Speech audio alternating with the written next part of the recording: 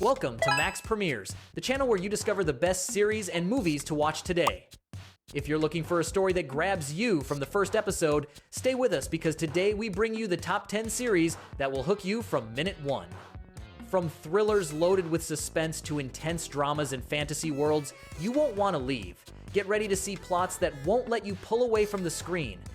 But before we start the video, it would help me a lot if you took a moment to leave a like and subscribe to the channel. Thank you for your kind support. Number 10, Servant. Dorothy and Sean Turner are a wealthy couple from Philadelphia living in a huge house full of secrets. They lost their 13-week-old baby Jericho in tragic circumstances. Dorothy couldn't handle it. Her mind broke. Now she believes a hyper-realistic doll is her real son. She carries it, feeds it, talks to it. Sean, desperate, plays along so he doesn't make it worse. To make everything seem normal, they hire Leanne Grayson, a young and strange nanny played by Nell Tiger Free. Since Leanne arrives, weird things start happening. Things that have no explanation. The doll seems to move. There are noises at night. The temperature drops for no reason.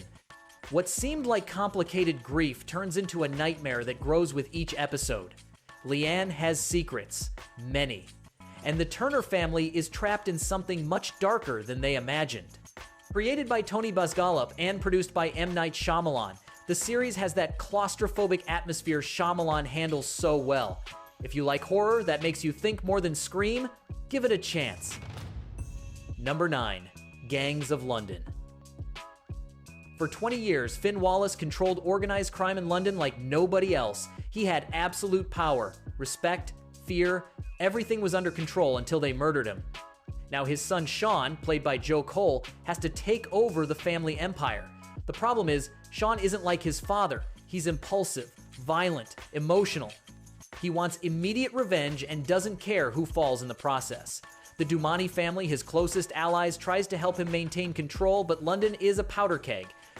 They're Albanian, Kurdish, Pakistani, Welsh mafias, all waiting for the perfect moment to attack. Each episode has action sequences that look like movies. Chases, shootouts, choreographed fights that leave you breathless. Directed by Gareth Evans, the same guy from The Raid, you know the violence is going to be brutal and stylized. The series doesn't mess around. It's bloody, raw, and doesn't forgive. If you liked Peaky Blinders and want something bloodier, this is for you. Number 8, Evil. Does evil exist as a supernatural force, or does everything have a rational explanation? That's the question that haunts Kristen Bouchard, played by Katja Herbers, a forensic psychologist skeptical to the core. She doesn't believe in demons, possessions, or miracles. Everything has a scientific explanation. Until she meets David Acosta, played by Mike Coulter, a priest in training who works for the Catholic Church investigating paranormal cases.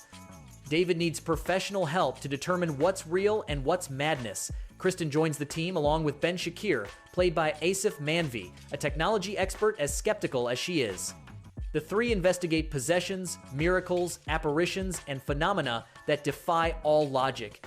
Each case is more twisted than the last. Kristen starts seeing things, nightmares, visions. She doesn't know if she's losing her sanity or if there's really something out there. Created by Robert and Michelle King, the same ones from The Good Wife, the series mixes intelligent horror with character drama. It'll keep you guessing until the last episode. Number 7, The Lincoln Lawyer. Mickey Haller doesn't have an office. His office is the back seat of his Lincoln Navigator. He drives around Los Angeles attending clients, preparing cases, negotiating with prosecutors. He's a defense attorney with plenty of charisma, played by Manuel Garcia Rulfo. After a year away from the courts due to an accident and drug problems, Mickey gets a second chance when he inherits all the cases from a colleague who was murdered. Among those cases, there's one that can change his life, defending Trevor Elliott, a tech billionaire accused of murdering his wife and her lover. The case seems simple at first, too simple. As Mickey investigates, he discovers there's more than meets the eye. Lies, irregularities, clues that don't add up. And the worst part, someone doesn't want Mickey to win this case. Someone is willing to kill him to make him stop. The series has that addictive rhythm of well-made legal thrillers. Twists you don't see coming, sharp dialogue, complex characters. Netflix already confirmed a 4th season. Number 6. Alice in Borderland. The lights go out in the middle of Shibuya. When Arisu and his two friends come out of the mall bathroom, Tokyo is completely empty. There are no people, no cars, no noise, just silence. The buildings are still there, but the city is dead. Arisu, played by Kento Yamazaki, is a lazy video game addict who does nothing with his life. Now he's trapped in a parallel dimension where the only way to survive is by winning deadly games. Each game is represented by a playing card. The suit indicates the type. Clubs require teamwork, diamonds require intelligence, hearts play with your emotions, spades demand physical strength. The number indicates difficulty. If you lose, you die. If you don't play, you die. There's no way out. Arisu has to use everything he learned playing video games to stay alive while looking for a way to get back home.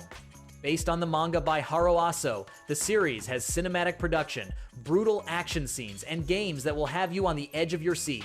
If you liked Squid Game, you'll love this, but with more depth. Number 5. From. There's a town in the middle of nowhere that nobody can leave. No matter what road you take, no matter how much you drive, you always end up back in the same place. People who arrive there get trapped forever.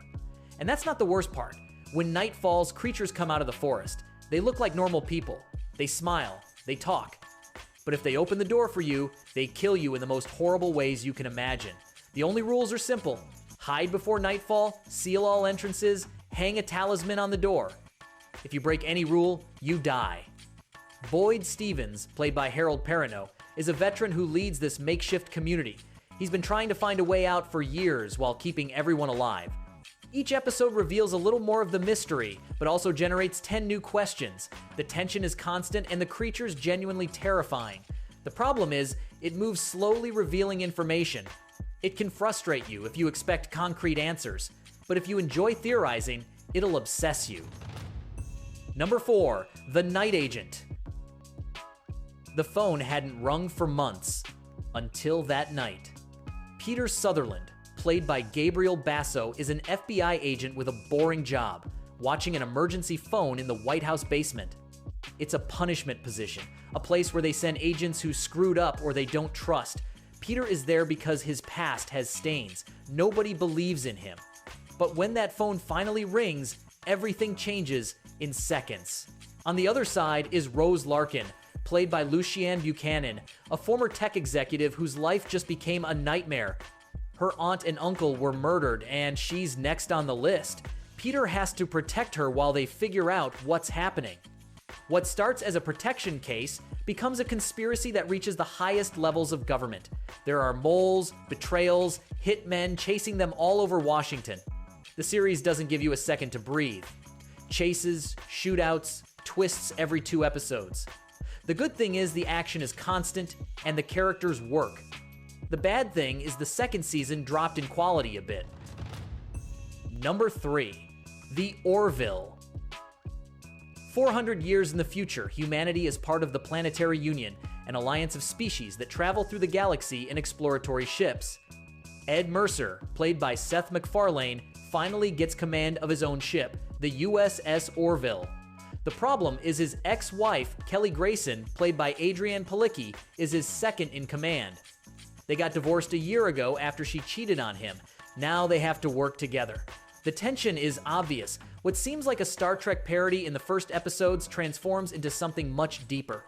The series talks about religion, gender identity, artificial intelligence, discrimination, morality. The episodes make you think. They question you.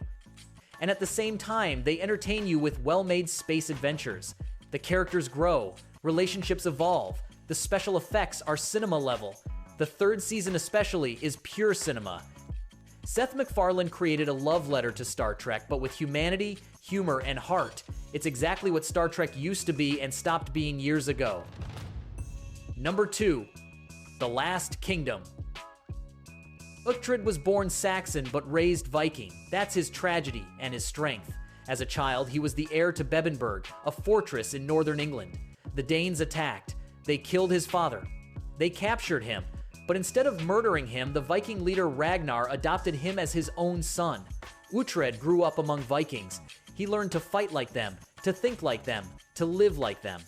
When Ragnar dies, Uhtred is left alone in the middle of a war between two worlds. The Saxons don't trust him because he was raised by the enemy. The Vikings don't fully accept him because he was born Saxon. Played by Alexander Draymond, Uhtred is a divided warrior who has to choose a side while fighting to recover his ancestral lands. The series covers the wars between Saxons and Danes in the 9th century. King Alfred the Great, masterfully played by David Dawson, tries to unify England while resisting the Viking invasion. The battles are brutal, realistic, bloody. The politics are complex. The characters are perfectly written. Based on the novels by Bernard Cornwell, the series respects history without sacrificing entertainment. If you're only going to watch one historical series this year, let it be this one. Number 1. The Punisher. Jon Bernthal doesn't act as Frank Castle. He becomes him. Every look carries the weight of a man who lost everything and now only knows one way to exist: punish. Frank was a decorated Marine, a family man who had everything, a wife who loved him, 2 young children, a normal life, until they killed them. It wasn't an accident. It wasn't bad luck. It was a planned execution in a park while they were having a picnic. Frank survived. They didn't. Now Frank lives for only one thing: finding every person involved in his family's murder and making them pay. Not with legal justice, with his own justice. With extreme violence, without mercy, without remorse. As he investigates, he discovers that his family's murder is connected to a military conspiracy that goes to the highest levels of government. Arms trafficking, covert operations, betrayals within the army. Frank allies with David Lieberman, alias Micro, played by Eben Moss-Backrack, a former NSA analyst who was also betrayed by the system. Together they unearth secrets that powerful people don't want to come out. The action is visceral. The fights feel real, painful, brutal. Bernthal delivers one of the best performances in the Marvel Universe. The series isn't afraid to be dark, raw, violent. It talks about trauma, pain, what war does to soldiers. Netflix canceled it after 2 seasons due to corporate decisions with Disney. Even incomplete, it remains one of the best comic adaptations ever made. And that's where our journey through the 10 series that will hook you from minute 1 ends. Which one caught your attention the most? Have you already seen any? Tell us in the comments, we'd like to hear from you. If you like this video, don't forget to leave your like, subscribe, and activate the bell so you don't miss our upcoming content. Here, you'll always find the best of cinema and series, so you'll never run out of things to watch. See you at the next premiere.